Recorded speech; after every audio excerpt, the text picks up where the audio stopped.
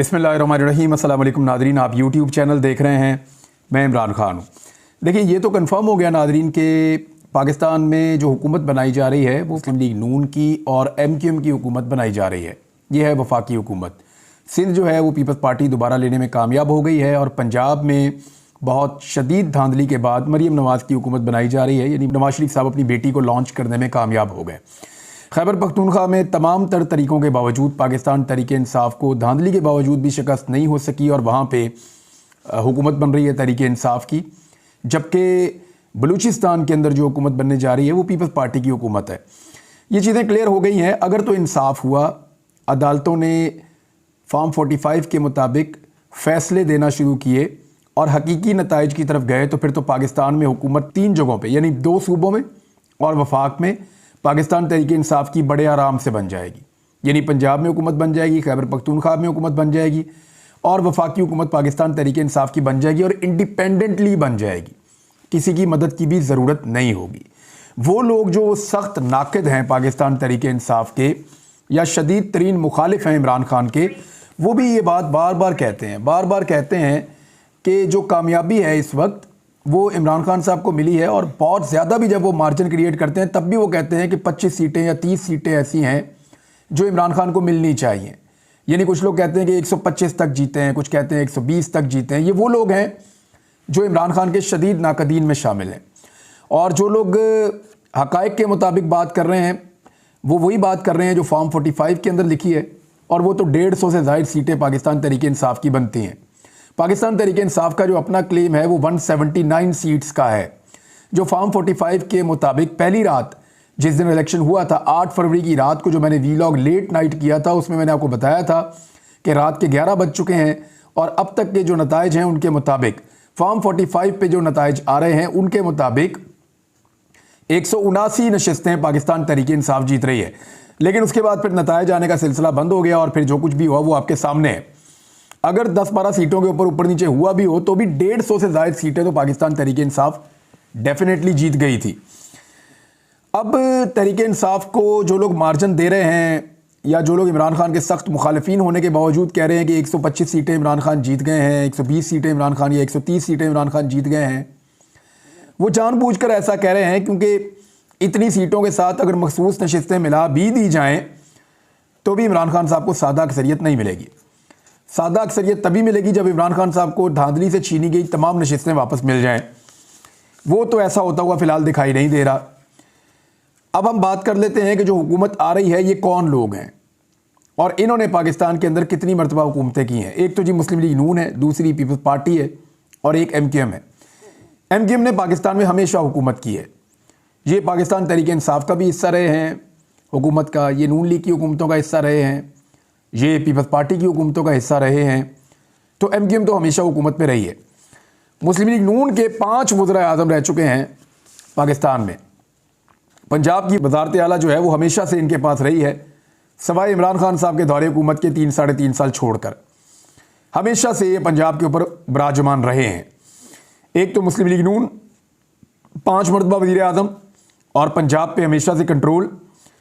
दूसरी Pakistan peoples party 4 वज़ीर आज़म इनके बन चुके हैं और सिंध के ऊपर मुकम्मल कंट्रोल इनके पास है बड़े लंबे अरसे से। तीसरा जो था वो डिक्टेटर्स थे। यानी अगर आप देखें तो लास्ट आपके डिक्टेटर गए हैं परवेज़ मुशर्रफ, उनसे पहले जो एक डिक्टेटर था वो जनरल ज़िया-उल हक और फिर पीछे 2 डिक्टेटर्स और थे। तो इस तरह अगर आप पाकिस्तान का जो टाइम ड्यूरेशन है उसको तकसीम करें तो ये 2 पॉलिटिकल पार्टीज़ और एक डिक्टेटर्स, इनके दरमियान में पिछले 50 साल जो है वो पाकिस्तान के ज़्यादातर तकसीम हो जाते हैं। पिछले जो 50-55 साल हैं उनके अंदर यही 3 लोगों ने हुकूमत की, या नून लीग ने की, या पीपल्स पार्टी ने की, या डिक्टेटर्स ने की। अब आ जाए पाकिस्तान तहरीक इंसाफ। पाकिस्तान तहरीक इंसाफ ने जो हुकूमत की है वो लगभग 3.5 साल की है और इसमें से 1.5-2 साल जो हैं वो कोरोना वायरस खा गया। लेकिन इसके बावजूद जो 2 साल हैं वहाँ लगातार तरक्की की शरह पाकिस्तान 6% के करीब करता रहा, जो पाकिस्तान का एक रिकॉर्ड है। यानी जो माशी अदादोशुमार हैं वो आलमी इदारों और सरकारी अदादोशुमार के मुताबिक इमरान खान के दौरे हुकूमत में बाकी अदवार से बहुत बेहतर रहे। और अब तो जो PDM के साथ लोग मौजूद थे या अब भी उनके साथ मौजूद हैं वो भी इस बात को एडमिट कर रहे हैं तस्लीम कर रहे हैं कि इमरान खान के दौरे हुकूमत में ना तो मुल्क डिफ़ॉल्ट हो रहा था और ना ही मईशत तबाह हो रही थी, बल्कि उसके बाद जो अदम इस्तेहकाम पैदा हुआ इमरान खान की हुकूमत ख़त्म होने के बाद, उसके नतीजे में मुल्क जो है उसकी मईशत गिरावट का शिकार हुई और उसका इम्पैक्ट आम आदमी के ऊपर ये पड़ा कि बहुत बड़े पैमाने पर महंगाई ने अवाम की कमर तोड़ दी। आज नाज़रीन, पाकिस्तान जहाँ भी खड़ा है उसके लिए आपको अपने आप से एक सवाल पूछना है कि क्या उसके लिए ये पिछली जो हुकूमत पाकिस्तान तहरीक-ए-इंसाफ की गुजरी है 3.5 साल की, जिसमें कोरोना वायरस भी था और मईशत की सूरत हाल आप खुद जानते हैं कैसी थी, क्या ये 3.5 साल जिम्मेदार हैं पाकिस्तान के इस हालत में पहुंचने के लिए, या वो लोग जो पिछले 50-60 साल से इस मुल्क के हुक्मरान चले आ रहे हैं?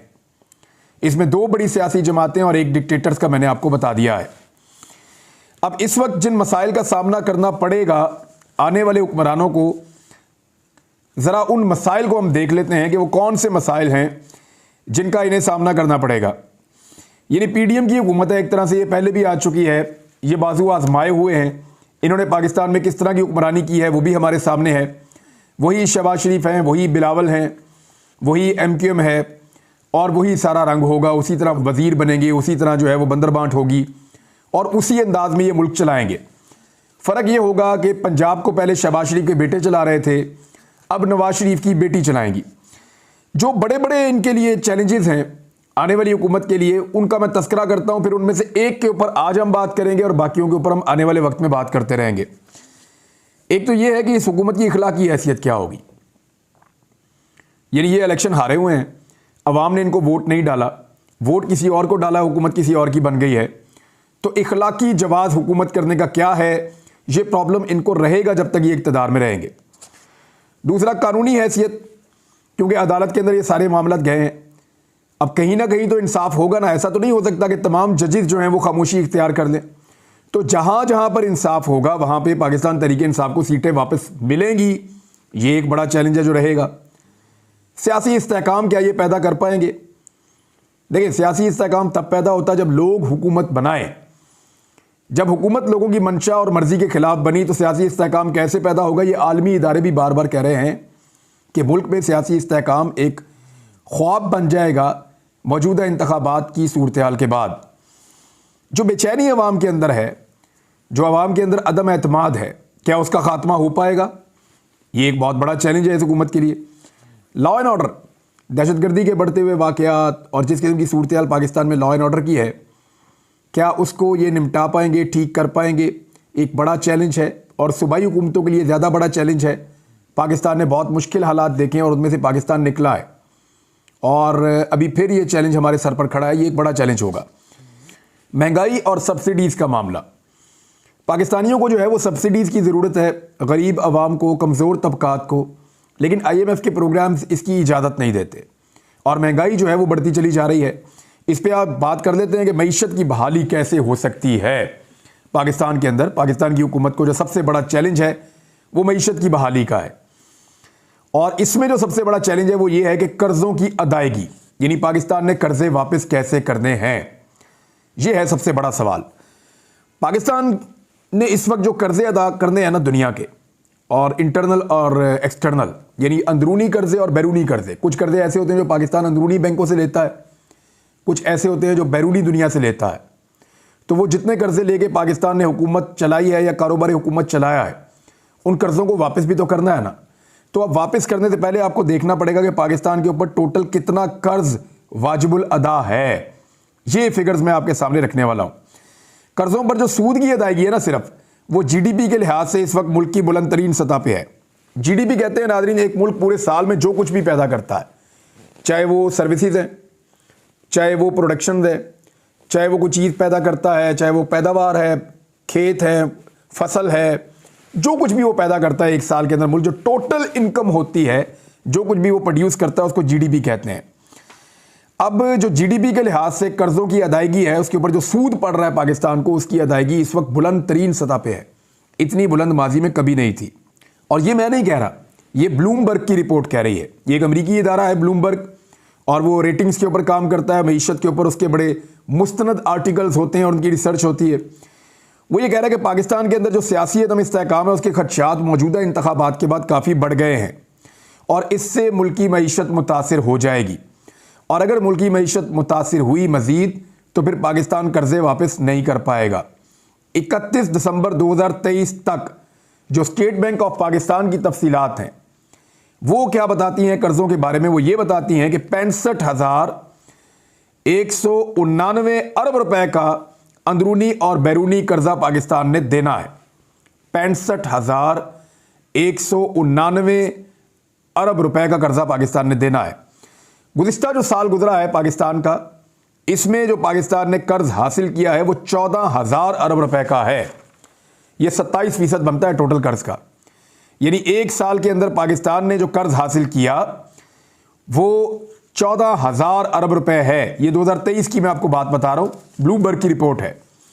पाकिस्तान का जो अंदरूनी कर्जा है, जो अंदरूनी बैंकों से हमने लिया हुआ है, पाकिस्तान की इंटरनली जो सिस्टम है उसमें से जो पैसा हमने निकाला हुआ है, अंदरूनी कर्जा 42,588 अरब रुपए है। 42,588 अरब रुपए है। और बैरूनी कर्जा 22,601 अरब रुपए है। अगर डॉलरों में आप इसको देखें तो पाकिस्तान के ऊपर जो टोटल कर्जा बनता है वो 131 अरब डॉलर्स बनता है। आपको याद है 1 अरब डॉलर के लिए, 2 अरब डॉलर के लिए पाकिस्तान कैसे कैसे पाकिस्तान जो है वो कोशिशें करता रहा है। सऊदी अरब की, यूएई की, जो आलमी सतह पे कमर्शियल बैंक्स हैं उनकी, चाइना की, अमेरिका की, हमें कितने पापड़ बेलने पड़ते हैं 1 से 1.5 अरब, 2 अरब, 3 अरब तक जाने के लिए। इतना कर्जा हासिल करने के लिए हमें कितने पापड़ बेलने पड़ते हैं। तो टोटल कर्जा जो पाकिस्तान का पूरा हुजम है वो डॉलरों के अंदर 131 अरब डॉलर्स है। पाकिस्तान को 30 जून 2024 तक 10 अरब डॉलर का कर्जा वापस करना है। अब आप फर्ज कर लीजिए कि इसमें आधा पैसा रूल ओवर हो जाए, यानी आधा तो फिर भी आपको वापस करना पड़ेगा। तो 5 अरब डॉलर तो पाकिस्तान को डेफिनेटली वापस करना पड़ेगा जून 2024 के इख्तिताम तक, यानी जून के आखिर तक इस साल 5 अरब डॉलर कम से कम पाकिस्तान को वापस करना पड़ेगा, वरना पाकिस्तान को 10 अरब डॉलर वापस करने हैं। 5 अरब डॉलर का आप अंदाजा कर लीजिए अगर वो रोल ओवर हो जाए तो। अब आप आ जाए पाकिस्तान ये पैसा वापस कहां से करेगा। हमारे पास जो स्टेट बैंक के पास टोटल ज़खायर मौजूद है वो 8 अरब डॉलर्स के हैं। 8 अरब डॉलर्स के, ये कुछ भी नहीं है, कुछ भी नहीं है। आपको मैं डाटा निकाल के बताऊंगा कि इस वक्त बांग्लादेश कहाँ खड़ा है, इंडिया कहाँ खड़ा है, हमारे आसपास के जितने ममालिक हैं वो कहाँ खड़े हैं और पाकिस्तान कहाँ खड़ा है। 8 अरब डॉलर के टोटल हमारे पास ज़र मुबादला के ज़खायर हैं पाकिस्तान में। ये बहुत कम पैसा है। 5 अरब डॉलर अगर आप दे भी देंगे कर्जे की वापसी, फिर आप टैक्स कलेक्शन भी करते रहेंगे, तो दरामदार जो चीज़ें पाकिस्तान बाहर से मंगवाता है, पाकिस्तान का इन्हिसार दुनिया भर से चीज़ें मंगाने के ऊपर है, तो जो चीज़ें हम बाहर से मंगाते हैं उनका पैसा भी तो देना है, तो उसके लिए भी आपको अदायगियां करनी होंगी, वो पैसे भी आपको चाहिए। टाटा इंडिया की एक बहुत बड़ी कंपनी है, उसने जो अपना डाटा जारी किया है उस डाटा के मुताबिक जो टाटा कंपनी है उसके जो एसेट्स हैं या टाटा कंपनी की जो इनकम है या जो उनके पास पैसा है वो पाकिस्तान के टोटल जीडीपी से बढ़ गया है। यानी पूरा पाकिस्तान मिलकर, ये 24 करोड़ का मुल्क है, ये सब पाकिस्तान मिलकर इतना नहीं कमा पाता जितनी अकेली टाटा कंपनी जो है वो पैसा प्रोड्यूस कर रही है। ये जी पाकिस्तान की सूरत-ए-हाल हो गई है। अब क्या ये सारी सूरत-ए-हाल 3-3.5 साल में इमरान खान ने की है, जिसके 2 साल कोरोना वायरस खा गया? देखें, अगर जिम्मेदार हैं तो वही लोग हैं ना जो यहां पे हुकूमतों में रहे, या तो वो डिक्टेटर्स हैं जो रहे हुकूमतों में, या फिर वो पॉलिटिकल पार्टीज हैं जो रही हुकूमतों में। तो यहां पर तो पीपल्स पार्टी, PMLN और डिक्टेटर्स, ये 3 ही नाम आते हैं, और एक चौथा नाम आता है MQM का, जो हर हुकूमत का हिस्सा रहती है। यानी कुछ ना कुछ करके वो कुछ सीटें जीतकर हर हुकूमत के अंदर अपना हिस्सा बना लेती है। अब पाकिस्तान पीपल्स पार्टी और PMLN, अगर दोनों का आप मंशूर पढ़ें और उसको आप देखें तो उन दोनों के मंशूर में कर्जों के मसले को हल करने के लिए कोई भी पायदार तजावीज़ मौजूद नहीं है। यानी इन दोनों ने कर्जों के मसले के हल की तरफ ज़्यादा तवज्जो नहीं दी। अब कर्जे वापस कैसे करने हैं और पाकिस्तान के सिस्टम को कैसे चलाना है, ये एक सबसे बड़ा चैलेंज होगा आने वाले दिनों में इस हुकूमत के लिए। जब कर्जे आपके बढ़ जाते हैं ना तो उसका नुकसान क्या होता है, पहले ये देख लें कि आम आदमी को उसका क्या नुकसान है। नंबर 1, कर्जे बढ़ेंगे, आपने कर्जे वापस करने हैं या आपने मुल्क में तरक्याती काम करने हैं। आप करते ये हैं कि तरक्याती कामों को ब्रेक लगाते हैं और आप कर्जे वापस करते हैं। जब आप तरक्याती कामों को ब्रेक लगाते हैं तो आपके मुल्क के अंदर बेरोजगारी के अंदर इजाफा होता है, आबादी बढ़ रही है और बेरोजगारी में इजाफा हो रहा है। फिर रुपए की कदर भी कम होती है, रुपए की कदर कम होने से महंगाई भी बढ़ती है और इससे एक ओवरऑल इंपैक्ट आता है बहुत बड़ा मुल्क के अंदर, जिससे आम आदमी मुतासिर हो जाता है। देखिए इस वक्त पाकिस्तान में जो महंगाई की शरह है, इमरान खान के दौरे हुकूमत में 12%, 11%, 13% मैक्सिमम महंगाई ये थी और उस वक्त ये समझा जाता था कि महंगाई जो है वो बहुत ज़्यादा उरूज पर है, इसे कम होना चाहिए। तो अभी भी शहबाज शरीफ साहब के दौरे हुकूमत में जो महंगाई थी वो पहुंच गई थी 40% के करीब और अभी भी 28% से ज़्यादा है। इस वक्त भी पाकिस्तान में जो महंगाई है वो 28% से ज़्यादा है। तो आने वाली हुकूमत के लिए सबसे बड़ा चैलेंज जो है वो मईशत है। देखें इमरान खान की सीटें तो छीन ली गई, लेकिन वो अपोजिशन में एक बहुत ताकतवर पोजीशन के साथ आकर बैठने वाले हैं और इस हुकूमत के लिए बहुत बड़े बड़े मुश्किलात हैं। जो कांटे इन्होंने बोए हैं वो फसल इन्हें खुद कांटों की काटनी पड़ेगी।